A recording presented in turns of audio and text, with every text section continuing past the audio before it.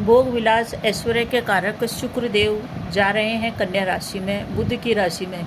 यहाँ जाके ये नीचत्व को प्राप्त होंगे। 25 अगस्त 2024 को ये कन्या राशि में प्रवेश करेंगे और यहाँ पे विराजमान रहेंगे 18 सितंबर 2024 तक। तो ये जो इनका गोचर होने जा रहा है कन्या राशि में, ये इनका नीचत्व वाला फल देगा। साथ में केतु भी इनके साथ बैठे हुए हैं और राहु की दृष्टि से भी दृष्ट हैं।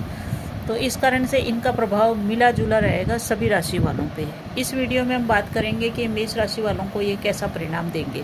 मेष राशि मंगल प्रधान राशि है और शुक्र देव आपके आ रहे हैं छठे घर के अंदर। छठा घर होता है हमारे रोग, ऋण और शत्रु का। यहाँ पे आ रहे हैं और आपके ये शुक्र देव स्वामी बनते हैं आपके जीवन साथी के, बिजनेस पार्टनर के, उसके साथ ही साथ ये आपके खर्चों के भी मालिक बनते हैं। छठे घर में आके ये क्या परिणाम देंगे, समस्त चर्चा करेंगे। सबसे पहले हम ये जान लें कि शुक्रदेव यहाँ के नीचत्व क्यों प्राप्त करते हैं। इसका कारण ये है कि शुक्र भोग विलास ऐश्वर्य, यौवन, सौंदर्यता, लग्जरी लाइफ के कारक है, जबकि बुध ग्रह एक बालक ग्रह है और बालक ग्रह की राशि में, कन्या राशि में जाकर के ये थोड़े से नीचत्व को प्राप्त होते हैं, क्योंकि बालक का भोग विलास ऐश्वर्य से कोई नाता नहीं होता है।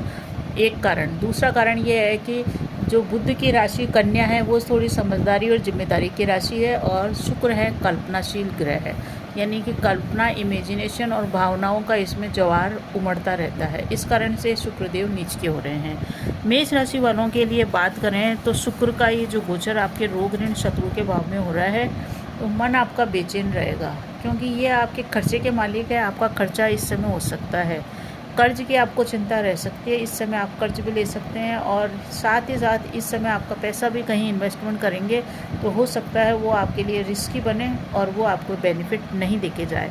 जीवन में ये आपके लिए थोड़ी सी परेशानियां अवश्य ही लेके आएंगे, क्योंकि केतु के साथ जब भी कोई ग्रह बैठता है तो डिटैचमेंट देता है और शुक्र है हमारे लगाव के कारक। तो यहाँ पे आपको रिश्ते कैसे चलाने हैं ये सब बातें आपके मन में चलती रहेगी।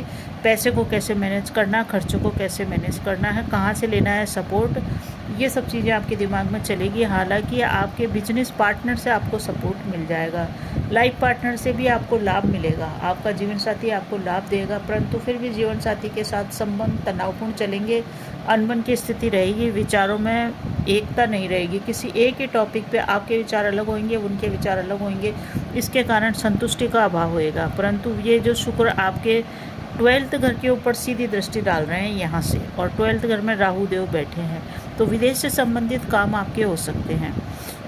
अगर देखा जाए तो आपको इस समय आपके मामा से रिश्ते निभाने में थोड़ी सी सावधानी बरतनी पड़ेगी, वर्क करना पड़ेगा उसके ऊपर, यानी कि आपके पिता के जो भाई हैं उनसे संबंध आप संभाल के चलें।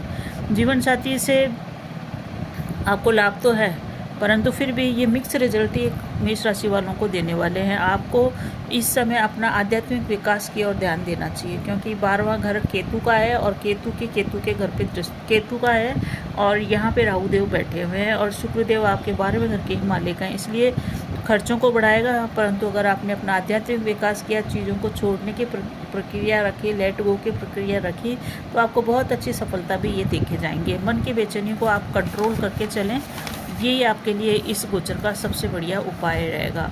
साथ ही साथ वैवाहिक जीवन में अगर आप अविवाहित हैं, तो अगर आप वैवाहिक जीवन में बनना चाहते हैं तो आप लोगों को तो पसंद आ जाएंगे, परंतु आप जिनको पसंद करेंगे उनके ऊपर आप काफ़ी खर्चा करेंगे, पैसा खर्च होएगा और तो थोड़ी सी यहाँ पे परेशानी बनती हुई दिख रही है। आपको कर्ज में डालेगा ये, साथ ही साथ आपको बाद में ऐसा भी लगेगा कि ये आपने जो खर्चा किया है किसी के ऊपर ये व्यर्थ ही है, क्योंकि इस समय जो वैवाहिक रिश्ते स्टार्ट होंगे वो हो सकता है ज़्यादा आपके लिए अच्छी पसंद न हो, क्योंकि आपके अंदर तो है ये काबिलियत कि आप लोगों को पसंद आ जाएंगे।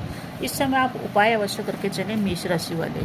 क्या उपाय करेंगे शुक्रदेव का? देखिए, शुक्रदेव प्रैक्टिकल की राशि, बुध की राशि कन्या राशि में जा रहे हैं, इसके कारण से आप थोड़ा सा प्रैक्टिकल बने, क्योंकि राशि के हिसाब से आप चलेंगे तो आपको फ़ायदा होएगा और ग्रह के हिसाब से चलेंगे तो थोड़ा सा नकारात्मक परिणाम आपको देखने को मिल सकता है।